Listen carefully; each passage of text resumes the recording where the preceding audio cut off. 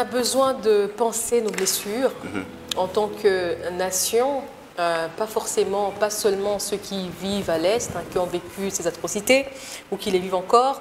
On a vraiment besoin de se mettre ensemble et de se parler, de se dire qu'est-ce qui s'est passé, comment on fait pour mettre fin à ça. Et le plus important, encore une fois, comme je l'ai dit, c'est de pouvoir... Je pense que la seule, c'est pas la solution, mais la seule consolation aujourd'hui serait la fin des atrocités dans cette partie du pays. Voilà, donc c'est un plaidoyer que je lance et je demande à ceux qui le peuvent de le lire pour mieux comprendre, peut-être d'une façon très simple, parce que le livre, vous l'avez compris, il est écrit de manière très simple, ça va très vite. Même ceux qui n'aiment pas lire, c'est une occasion de lire pour comprendre. De partout où vous nous suivez, soyez le bienvenu dans votre nouveau numéro du magazine Deadline. Merci de nous avoir suivis la semaine passée. Comme je vous l'ai dit, nous avons reçu pour vous l'architecte Brunel Joseph Guy Baleleki Kananga, président national de l'Ordre national des architectes en République démocratique du Congo. Il n'y a pas de comité au sein de l'ONA. Jusqu'à présent, jusqu'à le nouvel ordre, Brunel Joseph Guy Baleleki Kananga est toujours président de l'Ordre national des architectes. Ce soir, nous revenons avec un nouveau sujet. Nous allons présenter un ouvrage et en savoir plus. Ma vie pendant la guerre, 3 points de suspension, et après. C'est de ça qu'on va échanger. Sans plus tarder, je vais saluer mon intervenant de ce soir. Madame Tina Salama, nous vous saluons. Bonjour à vous et merci de me recevoir. Madame Tina Salama, nous avons parlé de votre tout premier ouvrage que vous venez de pondre. Ma vie pendant la guerre, 3 points de suspension et après, livre de Madame Tina Salama de 121 pages, paru aux éditions du Pangolin. Dans votre table de matière, le livre est subdivisé en 2 parties pour vos lecteurs. La première partie contient ce que nous pouvons appeler une contextualisation de la situation à travers 5 chapitres. Et la seconde partie retrace en quelque sorte votre parcours en 2 chapitres. Ouvrage présenté au grand public à la bibliothèque du Centre Wallonie-Bruxelles, préfacé par M. Luc Gérard Niafé, ainsi que baptisé au fonds baptismaux par l'actuel directeur de cabinet du chef de l'État, M. Guilain Niembo. Pour bien faire les choses, nous allons vous présenter nos condoléances, nos sincères condoléances. Vous avez perdu votre père à Bukavu. Un mot sur cela et la tenue en dit plus sur la circonstance. Ben voilà, il n'a même pas encore fait 40 jours sous terre, mon père, donc je viens de l'enterrer, c'est très dur de dire ça. Voilà, ceux qui sont passés par là peut-être pourraient comprendre. Donc la douleur est encore vive, donc mon père est décédé à Bukavu, je pense 2 jours seulement après la publication, ou on va dire le vernissage de mon livre. Donc comme lui il vit à Bukavu, il était question que je puisse lui envoyer un exemplaire. Donc mon regret, en tout cas, c'est de savoir qu'il n'a pas eu le temps de le lire, de le tenir entre ses mains. Parce que, vous avez bien lu, je lui ai dédié quand même plusieurs, pas paragraphes, mais passages. J'ai beaucoup parlé de lui dans le livre. C'est une sorte de héros à mes yeux. Papa a toujours eu un rôle très important dans nos vies. Et donc, qu'il ne puisse pas lire ce livre, ça m'attriste encore davantage. Donc c'est arrivé seulement 2 jours après. Et j'aurais vraiment aimé entendre des critiques, j'aurais aimé l'entendre dire ce qu'il en pensait. Malheureusement, je ne lui ai pas parlé du projet avant, parce que pour moi, c'était une surprise que je voulais faire à toute la famille. Donc à mon père, ma mère, mes frères et sœurs. C'était une grande surprise. Et ma mère, elle est venue des États-Unis, elle a participé également à mon vernissage, heureusement. Mais hélas, pour mon père. Bon, pour la tenue, bien évidemment, je suis encore en deuil. On n'a pas encore fait 40 jours, comme je vous l'ai dit. Le noir, tout le monde sait ce que ça veut dire. Mais le bleu, je l'ai mis exprès parce que c'est l'espoir. Je suis sûre qu'il est dans un endroit très bien. C'était un croyant. Il craignait Dieu. Donc je pense qu'il repose en paix jusqu'à ce qu'on se retrouve encore au paradis. Merci de nous faire cet honneur, malgré le deuil, de répondre à notre invitation de ce soir. Ça nous touche. Parce que quand on a deuil, donc on suspend plusieurs activités pour terminer son deuil, parce que même quand on enterre, le deuil n'est pas encore fini, il faut vraiment terminer son deuil. Merci beaucoup. Et là, nous revenons. Je l'ai fait pour lui en partie, voilà. Voilà. Et là, nous retournons dans votre ouvrage, Ma vie pendant la guerre, 3 points de suspension et après. Je vais lire un passage, hein, parce que je sens que tu es vraiment lié à la famille. En 1996, à l'heure des événements troubles de Bukavu, ni mon grand-père Nicolas, ni les parents de mon père n'étaient encore de ce monde. Notre attachement à Mamie Bobonne n'en était que plus grand. Ça, c'est à retrouver dans votre ouvrage, précisément 33e page, 2e paragraphe. Dans quel état d'esprit avez-vous rédigé, élaboré ce livre et qu'est-ce qui vous a poussé à le faire? Alors, je pense que je pourrais commencer à vous expliquer la couverture. Hein. Ça a tout le sens, en fait, du livre, dans quel état d'esprit. C'est que quand je décide d'écrire ce livre, c'est que moi, je suis dans un bureau. Moi, ma vie va bien. Je travaille, je suis aux Nations Unies, je suis cadre, je dirige des équipes. Je suis en veste, hein, comme vous pouvez le voir sur la photo. Ce n'était pas exactement la même tenue ce jour-là. Je suis à Kinshasa, donc ça va plus ou moins bien dans ma vie. Alors, étant directrice adjointe des programmes, je vois des nouvelles, hein, parce que vous savez, Radio Kapi, c'est une radio qui couvre l'ensemble du territoire. Et donc, on a des rédactions, on avait des rédactions un peu partout, je ne suis plus à Radio Kapi. Des nouvelles qui tombent de partout, des nouvelles qui viennent de Beni, au Nord Kivu. Vous savez tout ce qui se passe, les tueries, les massacres qui continuent, les groupes armés qui pullulent encore dans cette zone-là. Vous avez, à ce moment-là en tout cas, je crois que c'était plus ou moins en 2017, vous avez, sur le plan des droits de l'homme par exemple, c'était catastrophique, la situation des droits de l'homme je veux dire, sur le plan économique, les besoins sociaux, ça n'allait vraiment pas. Et donc moi, étant directrice adjointe des programmes, donc toutes ces nouvelles arrivent, hein, je suis devant ma machine et je vois les nouvelles de partout, et au fini je me dis, et c'est là que j'ai comme une sorte de nostalgie, mais j'ai quand même mal. Je ne sais pas c'était quelle nouvelle exactement. Les tueries, ça arrivait tout le temps, ça arrive tout le temps, ça continue même jusqu'il n'y a pas longtemps. Mais je ne sais pas ce qui s'était passé ce jour-là. J'ai ressenti comme une sorte de mélancolie, une tristesse profonde m'envahir. Et je me suis dit, mais si pour moi ça va bien, si moi aujourd'hui je suis assise, avec beaucoup de recul, à écouter ce qui se passe à la radio, par des écrits d'autres journalistes, mais des gens qui vivent cette réalité au quotidien. Et c'est une réalité mais horrible qu'on ne souhaiterait à personne. Et pourquoi vivent-ils cela? Qu'est-ce qu'ils ont fait pour mériter cela? Qu'est-ce que moi j'ai fait pour être là où je suis? Parce que je suis passée par là. Et c'est là que je me souviens en fait que cette réalité n'est pas si éloignée, de moi. Je l'ai vécue. Et je me suis rendu compte en fait que ces souvenirs, parce qu'il y en a beaucoup, ces souvenirs de la guerre étaient toujours vivaces, très vivants dans ma tête. Et je me suis dit, il est quand même temps que nous puissions en parler, que moi je puisse raconter mon expérience de vie pendant la guerre. Alors pendant la guerre, oui, et puis 3 points de suspension, et après parce qu'il y a eu un après. Comment on peut vivre dans ces moments-là, comment on peut vivre dans ces conditions-là et pouvoir s'en sortir. Voilà, donc même si je suis dans un bureau où tout va bien, je suis assise, mais dans mes souvenirs, dans mon subconscient, dans ma conscience même, parce que les subconscients souvent c'est une boîte noire, dans ma conscience, il y a ces images que vous voyez à l'arrière d'une dame où on peut dire tout lui réussit, c'est qu'il y a des souvenirs horribles de la guerre et pas qu'une seule guerre, 2 guerres et tout ce qui va avec. Donc c'est là que je me décide d'écrire, de raconter l'histoire. De partout où vous nous suivez, vous êtes dans votre nouveau numéro du magazine Deadline. Nous recevons pour vous Madame Tina Salama, qui est porte-parole adjoint du chef de l'État. Et là, nous avons l'événement, le livre présenté au fonds baptismaux, Ma vie pendant la guerre, 3 points de suspension et après.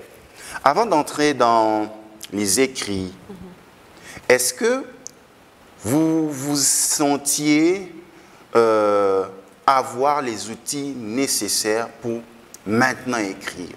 Est-ce que c'était clair dans votre tête pour dire maintenant je me lance, j'ai assez d'éléments? Parce que vous pouviez le faire à Radio Kapi, vous pouvez le faire. Ou bien l'écriture de votre livre était un processus de plusieurs années pour en faire amérir vers les côtes paisibles.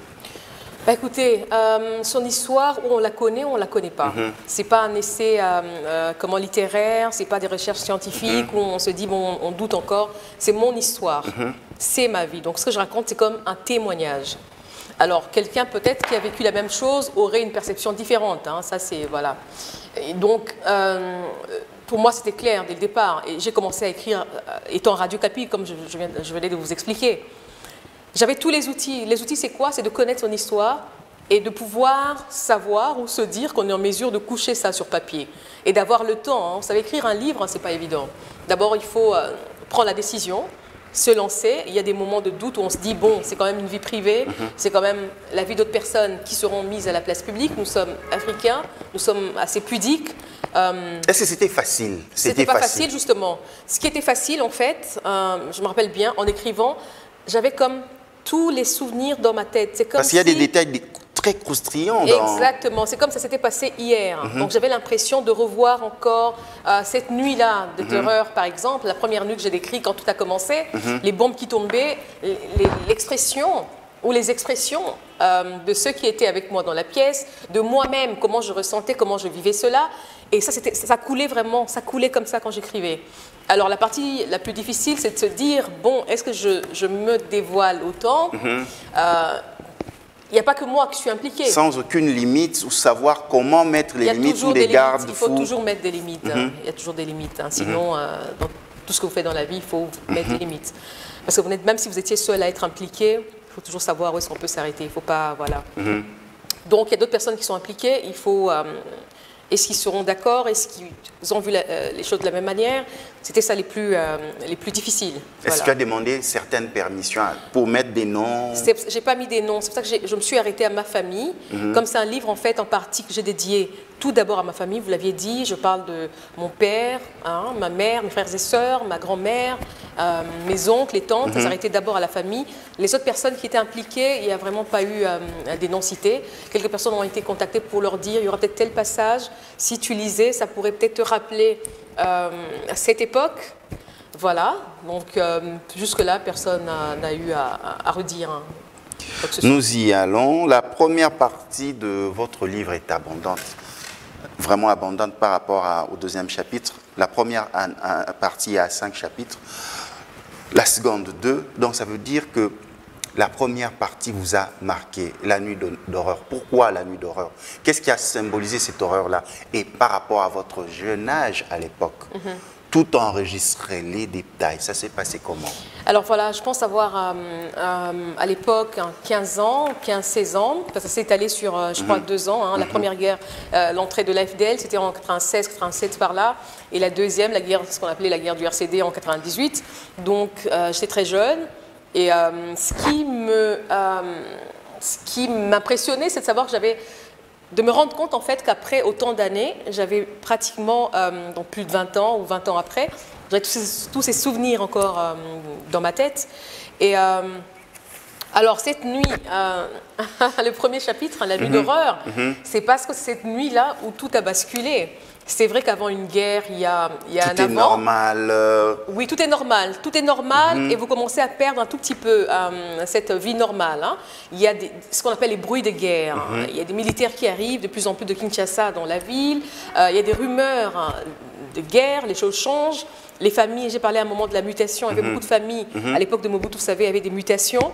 Les familles commençaient à vouloir rentrer sur Kinshasa, ceux qui le pouvaient, ceux qui avaient de la famille à Kinshasa ou qui habitaient ailleurs. Nous, on ne pouvait pas, c'était chez nous, on est né à Bukavu, on a grandi là. Donc il y avait déjà une certaine tension dans la ville. Mais personne, mais au grand jamais, on n'a pensé que nos vies allaient basculer à ce point. On n'a jamais pensé que ça allait vraiment être un chamboulement qui n'aurait pas de retour. Hein. Donc, c'est même ce que j'ai dit dans... Vous avez lu sûrement le petit poème de Khalil Gibran, hein, sur « Personne ne peut rentrer en arrière ». Donc, c'était cette nuit-là qui a été déterminante. C'était cette nuit-là où moi, du haut de mes 15 ans, j'ai entendu pour la première fois, mais vraiment les bruits des kalachnikovs ou les obus qui tombaient, on voyait les lumières rouges comme ça, c'était des bombes qui boum, voilà, c'était horrible. Des fois, vous vous posez la question, pourquoi nous, pourquoi seulement nous, pourquoi nous devrions vivre cette situation? C'était quoi les interrogations? Et puis, de voir les adultes, les personnes adultes de la famille, sur qui vous comptiez, sur qui vous teniez, quelque part leur sentir aussi sans force, dépassé. Et c'est ça même, c'est par là même que je rends un hommage à mon père. Il a toujours été très fédérateur, il a toujours été très dynamique, très rassembleur comme ça. Tout tournait autour de lui. C'était vraiment le papa qui gérait tout le monde. C'est vrai qu'il a tenu à garder ce rôle-là pendant que tout autour de nous mais vous avez couru beaucoup de risques. Absolument, mais je sentais quand même mon père ne pas vouloir perdre cette face-là. C'est ce que vous dites quand vous voyez un père que vous avez toujours admiré, perdre aussi pied. Parce qu'il ne sait pas ce qui se passe, il ne sait pas ce qui va arriver, il ne sait pas s'il sera en mesure de protéger sa famille. Donc effectivement, tout ça, c'est assez désorientant.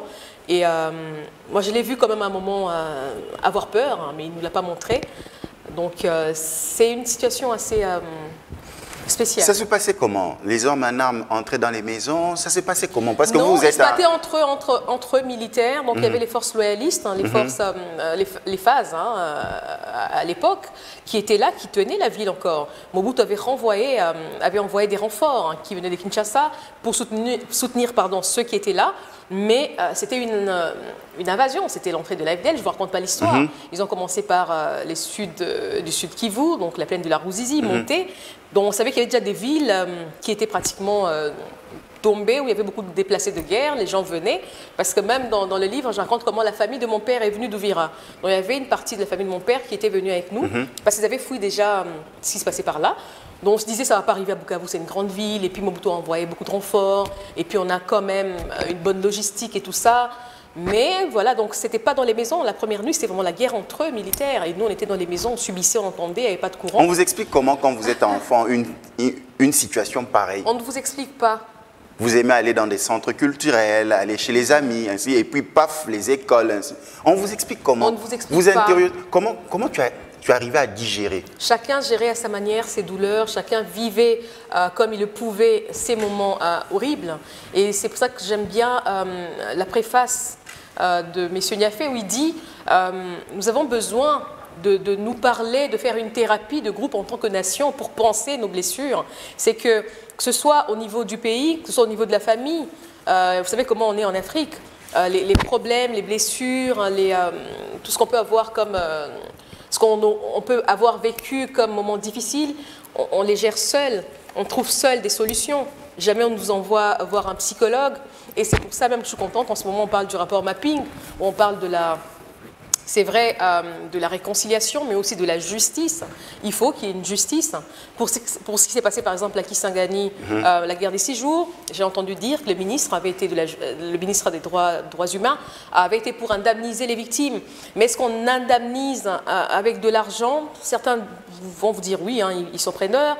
Mais moi, je pense vraiment qu'il faut plus que ça. Il faut vraiment une justice. Il faut établir les responsabilités parce que des gens ont souffert et des gens continuent de souffrir. C'est une part de démarche que vous voulez rendre par votre ouvrage, de dire ce qui s'est passé, afin que l'État s'imprègne pour trouver des solutions, parce que vous êtes femme, vous participez dans plusieurs actions concernant la femme, et sans compter tout ce qui est aspect lutte contre les violences faites à la femme. C'est un peu crier, dire que non, on doit regarder et réparer, et ceux qui ont commis des actes d'atrocité devront être poursuivis et sanctionnés. Absolument. Sur un des aspects, c'est cela.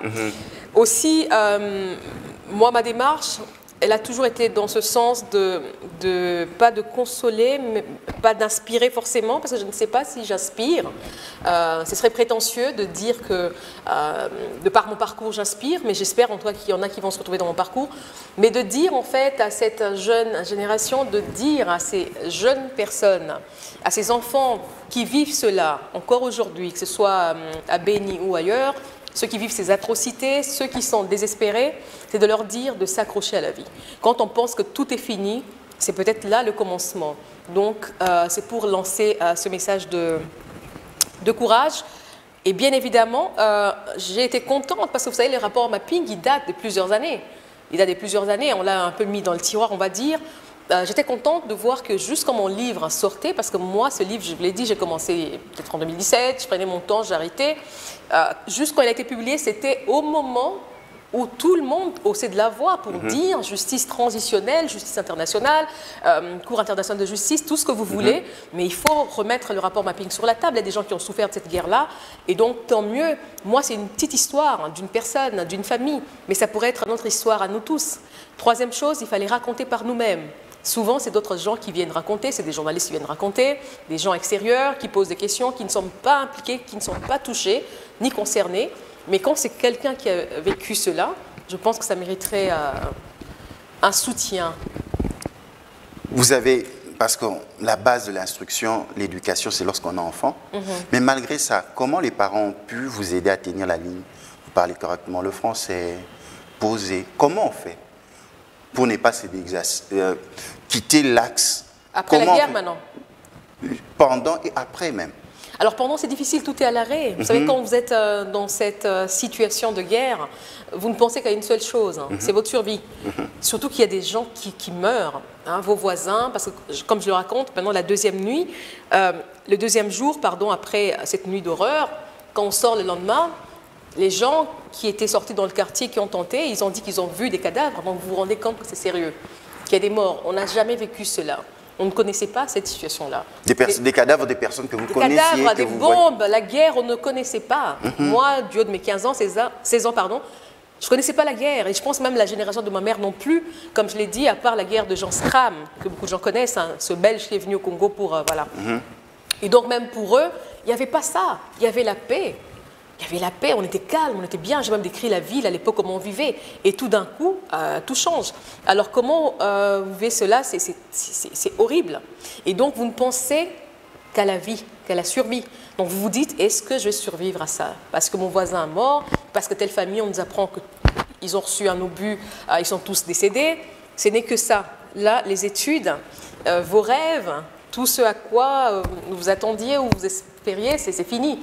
Et donc c'est après, maintenant, quand les choses reprennent, quand il n'y a plus ces bruits des kalachnikovs, que vous commencez maintenant à vous dire, ok, nous sommes des survivants, quelle est la suite?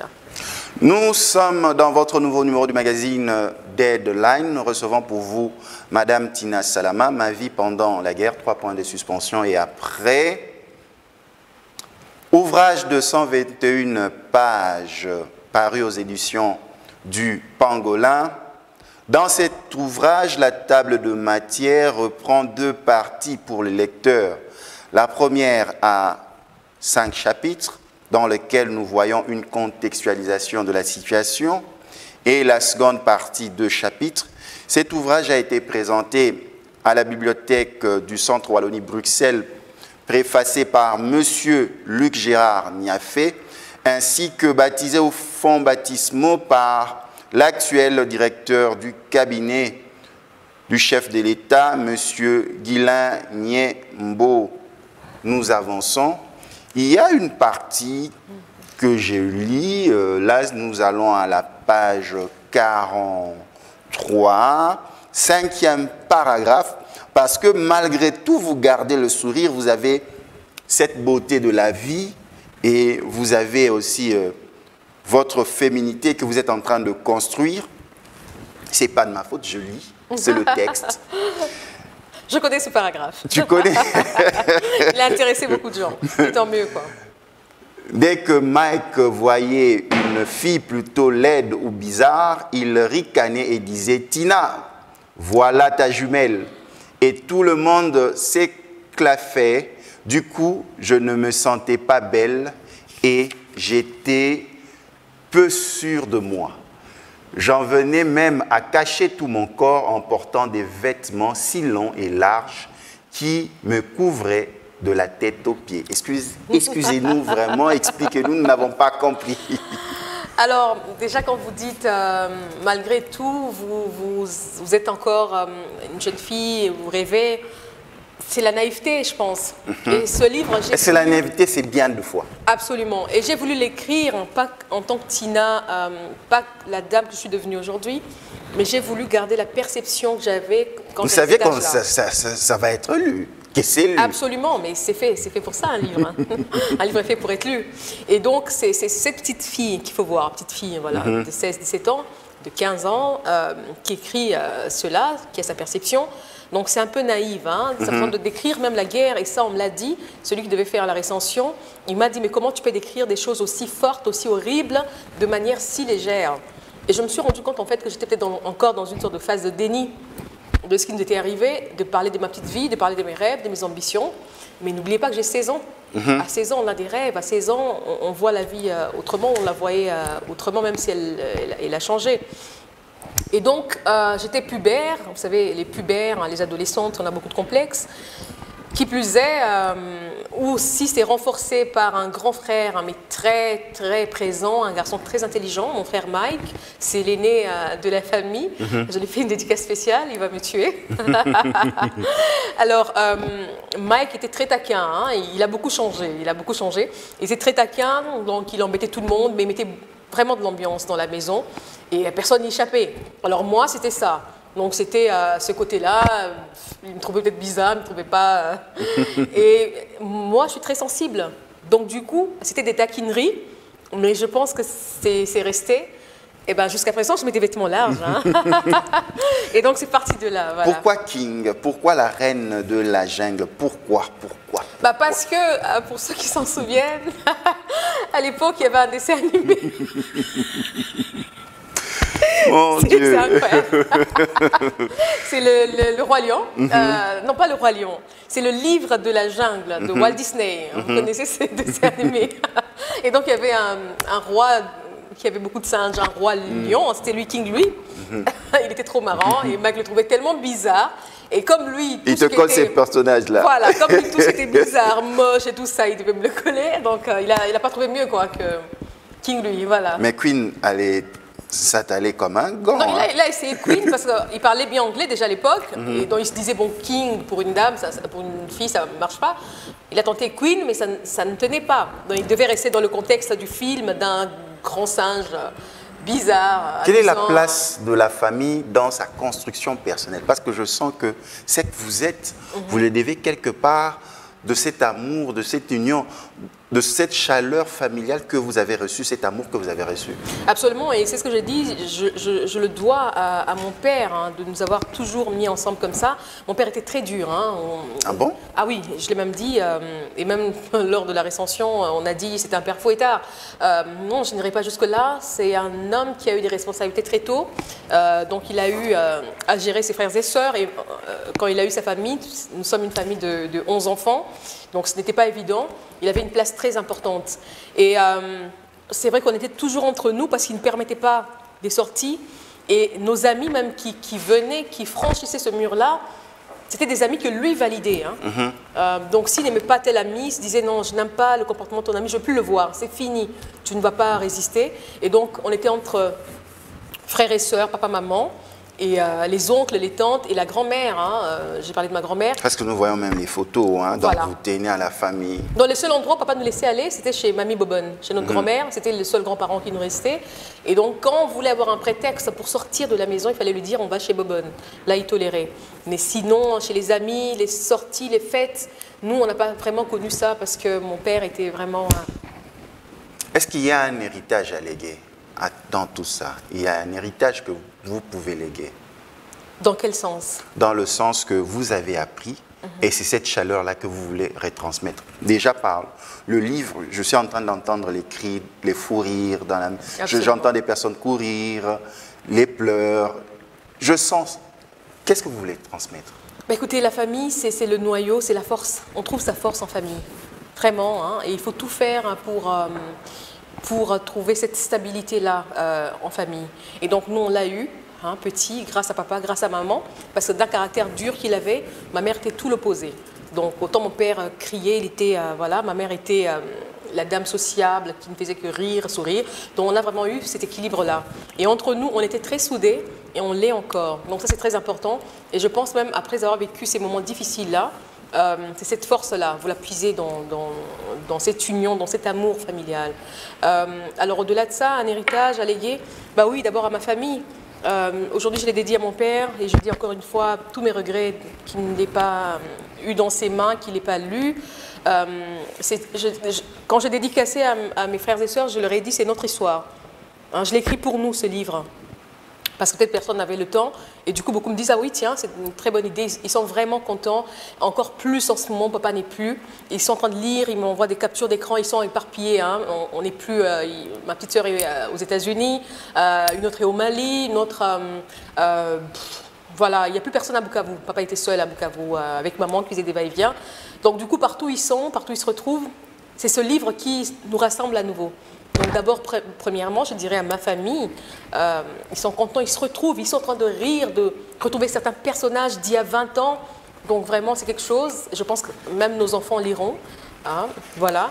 Deuxième chose, comme je l'ai dit, à toutes ces personnes qui vivent dans ces conditions, dans cette situation difficile, à ces jeunes filles, à cette jeune fille de Béni aujourd'hui, qui vit la guerre, qui a l'âge que moi j'avais à l'époque, je lui dis que c'est encore possible, que ça va finir, que tout va aller bien. À cette jeune génération ou cette génération, ma génération, qui a vécu cela, qui a encore des blessures, qui peut-être aujourd'hui elle se dit ce n'est pas encore pensé parce que la guerre n'est pas finie, parce qu'on n'a pas puni les coupables. Je leur dis aussi que on reste confiant. Donc c'est à toutes ces personnes que je dédie ce livre, aussi à la nation, à notre pays, à ceux qui ne connaissent pas l'histoire. C'est une occasion, parce que ce qui m'embêtait aussi à un moment, c'est que ici, les gens semblaient ne pas savoir ce qui se passait à l'Est. Hein. Quand on disait oui, la guerre, oui, quand on parlait de la guerre, ah oui, vous les gens de l'Est, on sait. Vous les gens de l'Est, de toute façon, vous êtes des Rwandais. Vous les gens de l'Est, vous n'êtes pas avec nous. Donc je sentais un peu cette exclusion-là. Et je me disais, les gens ne comprennent pas. Il ne faut pas en vouloir aux gens. Il faut juste se mettre à leur place et se dire qu'ils et à côté, en même temps, si loin, hein, vous savez, même pour payer un billet, c'est comme si on allait en Afrique du Sud ou en Europe. Hein, aller-retour, ça coûte cher. Et beaucoup n'y vont pas par tourisme. On ne va pas à Goma, aujourd'hui peut-être un peu plus. Mais voilà, donc, montrer aux gens d'ici et d'ailleurs, de l'Équateur, du Kassai et de Kinshasa, que nous sommes une nation qui a des villes ou des provinces qui ont vécu peut-être des moments très difficiles, que tout le monde connaisse. Et enfin, mon plaidoyer, c'est aux autorités. Pour pouvoir trouver des solutions définitives, hein, pour mettre vraiment fin à cette insécurité, à tout ce qui est horrible qui s'est passé, qui se passe encore dans ces zones-là. De partout où vous nous suivez, vous êtes à Makiso, vous êtes à Lubero, vous êtes à Béni, vous êtes à Goma, Bukavu, vous êtes à Walungu, 45 km de Bukavu, vous mangez du sambaza, vous êtes à Kikwit, vous êtes à Mobai Mang, vous êtes à Kinshasa Lemba, vous êtes à Gombe, vous êtes à Ngaba, vous êtes aux États-Unis, à Irving, vous êtes au Québec, au Canada. Nous sommes en train d'échanger sur l'ouvrage de Madame Tina Salama. Je suis l'homme le plus heureux. Pourquoi? Parce que j'ai eu le temps de déguster cette œuvre littérature, cette œuvre qui nous permet d'entrer sans le vouloir dans l'intimité de Madame Tina Salama. Je vous recommande de lire ce livre. On peut retrouver ces livres où, précisément?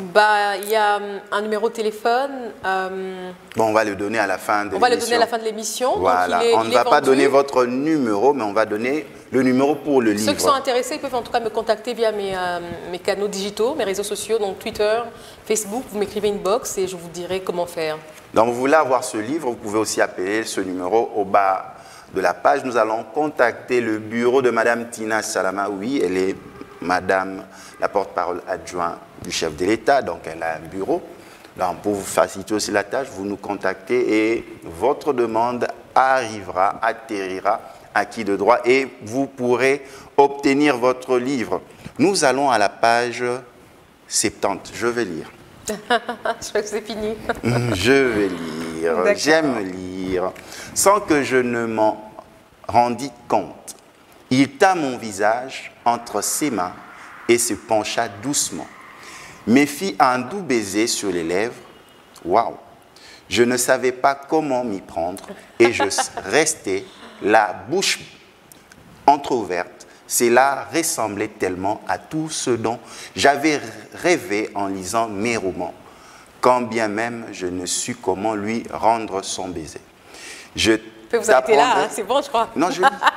C'est la lecture. Allez-y. Je t'apprendrai, ne t'inquiète pas. Quelle belle promesse d'avenir. C'est ainsi que je connus mon premier baiser à 17 ans.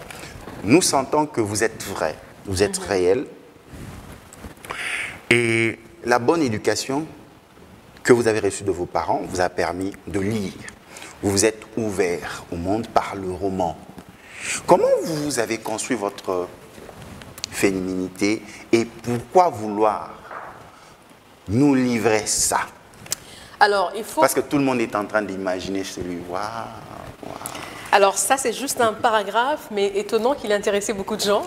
Le premier baiser.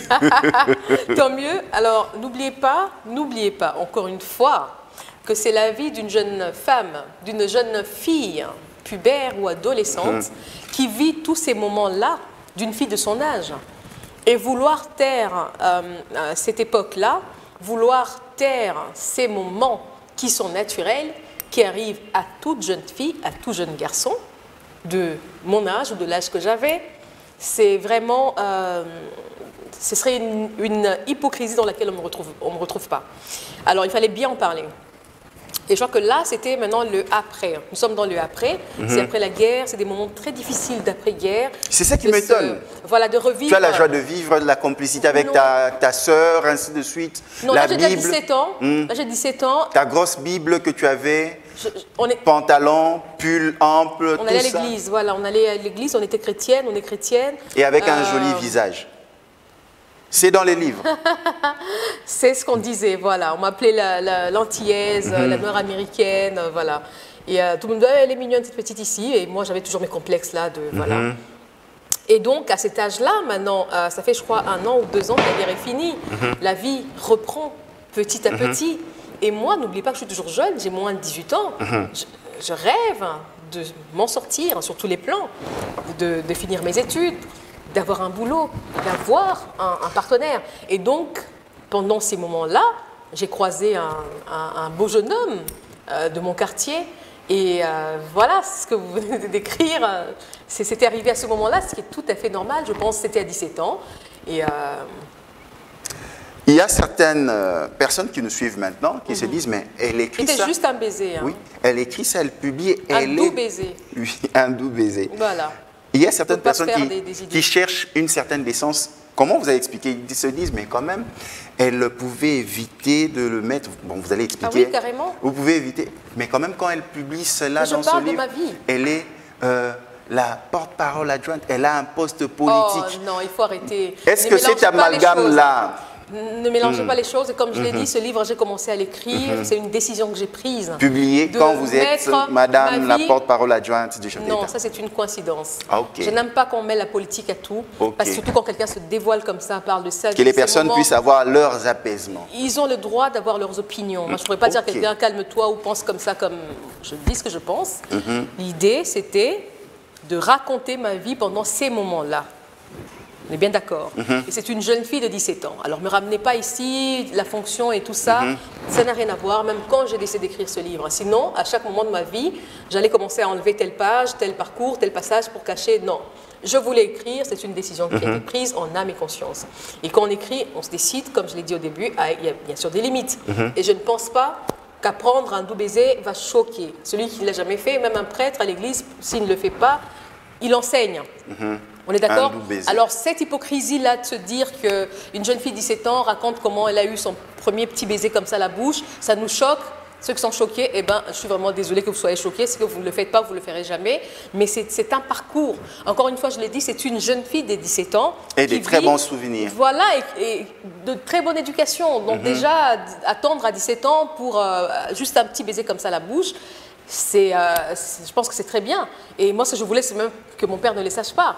Donc, c'est juste raconter le parcours d'une vie tragique ou qui bascule à comment elle reprend petit à petit. Là, je suis dans le après. La vie reprend. Et c'est normal qu'à mon âge, j'ai pu avoir un petit copain. Donc, si ça choque, je ne vois vraiment pas ce qui choque. Il est où le premier? Ça n'a pas tenu, quelques temps après, ça n'a pas tenu. Il est où actuellement? Il est toujours il est en vie en tout cas. Il est en vie. Un grand responsable. Il a très bien réussi sa vie. Je suis très contente. On est de très bons amis. Jusqu'à présent, mais c'était une amourette, ça n'a pas tenu. Hein, on l'a même pas fait. Parce que je ne pouvais pas, avec la rigueur de mon père, je ne pouvais même pas me permettre d'avoir un petit copain. Donc voilà. Nous arrivons à la seconde partie. Nous sommes déjà dans la seconde partie de ce livre. C'est vrai qu'il y a beaucoup de choses à dire. Il faut savoir résumer, vu le temps nous imparti dans le magazine Deadline. C'est comment une fille qui se recherche? C'est comment? C'est pas forcément une fille, hein. Pour moi, c'est pas un genre. Une jeune fille qui se recherche. Pour moi, c'est un jeune. Parce que c'est un jeune qui se recherche, mais encore une femme, une jeune fille, c'est peut-être un peu plus compliqué. C'est vouloir finir ses études, c'est vouloir trouver du travail, c'est vouloir trouver un partenaire pour la vie, se marier. Donc, c'est toutes ces questions-là qu'on se pose quand on est jeune. C'est comme si on avait un poids qu'on portait. Donc, tant qu'on n'a pas fini l'étape, on se dit, est-ce que ça va m'arriver? Est-ce que je vais y arriver? Comment ça va se passer? Donc, c'est pas évident qu'on est encore dans cette phase-là où on se recherche, voilà. Je veux lire pour les téléspectateurs, j'aime bien lire. Hein. Là, nous sommes à la page 79, premier paragraphe. Après la guerre, il était difficile de continuer les études. Les professeurs visiteurs ne venaient plus. Après 2 années difficiles en communication, je tentais ma chance à la MONUC, la mission d'observation de l'ONU en RDC, qui venait d'ouvrir sa première radio, la radio Okapi. Donc, vous débutez à Radio Okapi. C'est comment cette partie de votre vie? Ah bah non, je ne débute pas. Parce que si vous le dites comme ça, c'est que c'est facile, vous postulez, on vous prend. C'est très, très compliqué parce que j'étais jeune déjà, je n'avais pas d'expérience. Ça, je pense l'avoir dit plusieurs fois dans vos différentes émissions. Je vous ai raconté comment j'ai intégré la mission onusienne. Donc, c'est par des connaissances. On me parle d'un Suisse, M. Philippe Dainden. Je lui ai même fait un remerciement. Hein. Dans la lettre des remerciements, il est là. Ben, c'est lui qui me donne en fait ma première chance. Donc, il voit une jeune fille débarquer dans son bureau qui lui dit qu'elle veut être journaliste. Il se dit, ok, c'est bien, madame, mais quelles sont vos expériences? J'en ai pas. Quel est votre parcours académique? Je n'ai pas fini mes études. Tout ce que j'ai avec moi, ce sont mes ambitions, c'est ma détermination. Et je finis quand même par le convaincre, je ne sais pas. Pour moi, c'est la grâce, c'est la providence. Donc vous êtes une battante, vous ne lâchez jamais. C'est la providence. À un moment qu'on se met, on se dit qu'on est comment Wonder Woman, on a une force incroyable, donc c'est Dieu qui nous fait cette grâce-là. Et donc, il a été convaincu, je crois que c'était mon parcours, c'était mon destin en fait. Dieu voulait que je passe par là. Et il a fini par me donner ma première chance, donc j'ai commencé comme stagiaire, hein, sans contrat, et puis voilà, jusqu'à passer mes 17 années.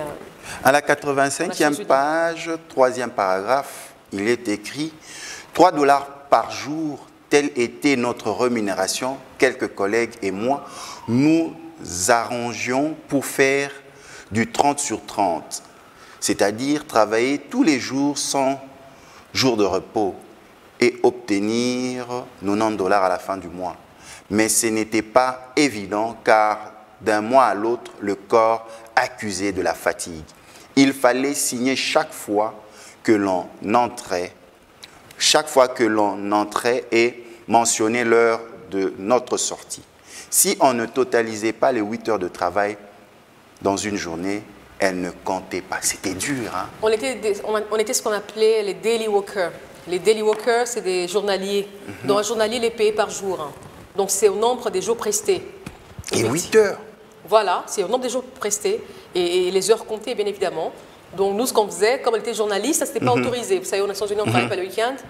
Alors nous, comme on était journaliste, on venait, soi-disant, pour faire du montage, tous les petits trucs qu'on n'a pas pu faire en semaine. C'était pour vraiment arrondir, comme on dit. Mais au fond, ce qui est bien, c'est que je me rends compte qu'à mon jeune âge, je commence à avoir ce rapport avec l'argent, mais l'argent durement gagné. Hein. Donc il faut travailler pour l'avoir. Et bien mérité. Et bien mérité. Et je n'en avais pas besoin. Je ne manquais de rien chez moi à la maison. Et qu'est-ce qui vous passionnait? Je ne sais pas, cette envie de vouloir être autonome, indépendant, de travailler, de gagner ma vie dignement. Je l'ai toujours eu très jeune. Et je pense que dès que je commence à avoir mes petits 90 $, si j'y arrivais, on va dire 60 quelques, par mois, j'ai dit à mon père, ne paye plus mes études, je vais le faire seul, je peux le faire. Et c'est ce que j'ai fait. Et donc pour moi, c'était comme une sorte d'argent de poche et tout ça, je me faisais plaisir, je m'achetais ce que je voulais, parce que je n'en manquais pas chez moi à la maison, mais c'était très important. Et c'est parti de cet âge-là, de 3 $ pour la suite. J'ai jamais arrêté de travailler depuis que j'ai cet âge-là, et tout le reste a suivi. Madame Tina Salama, dans Deadline, il n'y a pas que ceux qui parlent le français qui nous écoutent. Nous allons résumer notre entretien en lingala. Vous allez vous débattre, nous allons comprendre. Bozo landa biso na kati ya masolo to bengi Deadline to yambi pona bino mwana mboka Tina Salama aoti ko bimisa buku ba bengi bomoi na ngai na kati ya bitumba pe na sima. Donc na monoko ya français ezali ma vie pendant la guerre et après. Na kati wana mwana mboka Tina Salama abeti masolo na ye na eleko oyo ya bitumba oyo elekaka na Bukavu pote ya botama kuna na este ya RDC. Alakisi biso esika ya famille kobika na ye pe musala na ye. Yango wana tokotuna ye motuna eloko nini etindaki okoma buku oyo ya kitoko oyo toza nango na maboko sikoyo mwana mboka Tina Salama? Alors, il fallait bien un coma. Il fallait à un moment qu'on ait décision qu'on coma livre ou bien beaucoup. Voilà. Pour la raconter à tous nos compatriotes. Na Congolais, nous sommes basés na Congo, basés na Pisika Msusu, na Poto, na Bapé Msusu en Afrique. Makambo oyo to vivra qui na est du pays. Makambo peso continuer. Bozo ka tout le temps na Beni, na Butembo, na Goma, ba groupe armé za na Nobelé, ba to ba vivre ba sécurité moko munene. À un moment, je me suis dit, il faut pas que ezala ba étranger, il faut pas que ezala ba journaliste, ba outi ba mboka msusu, ba mboka epai na poto ndeba ya kokomela biso, histoire na biso moko. Il faut biso ce que tozala moyen wana kokoma ya ko raconter histoire wana to salango. Voilà déjà qui première démarche à mi-balai, il fallait qu'encourager les bateaux basés dans la situation Anna. Parce que tant que la destinée qui est livre, je m'étais rendu compte que bateaux sous bateaux vivre dans nous situation difficile, donc il fallait qu'encourager bango. Comme ça bango que eza soukate, ce que monde que bitumba, ba parents ba koufi, ba femme belé baza violé, situation compliquée.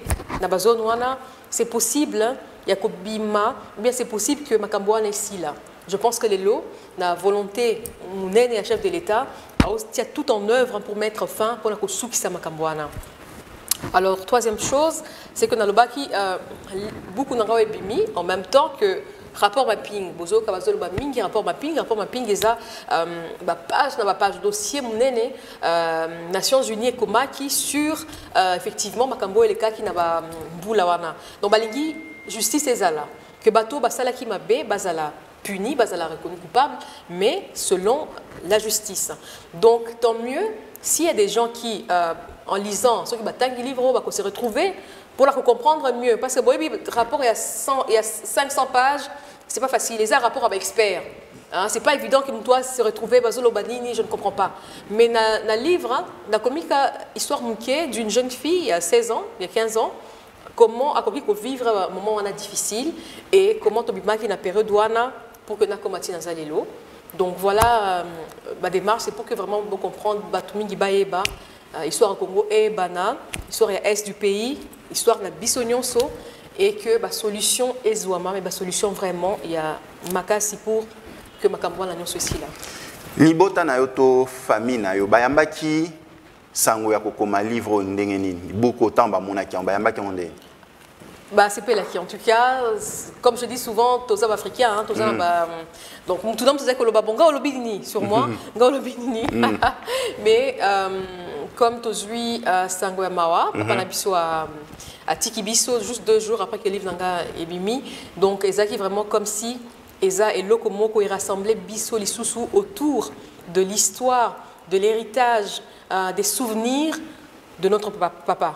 Donc pour ça ils l'ont vraiment très bien reçu. Et ça, nous avons vivre guerre.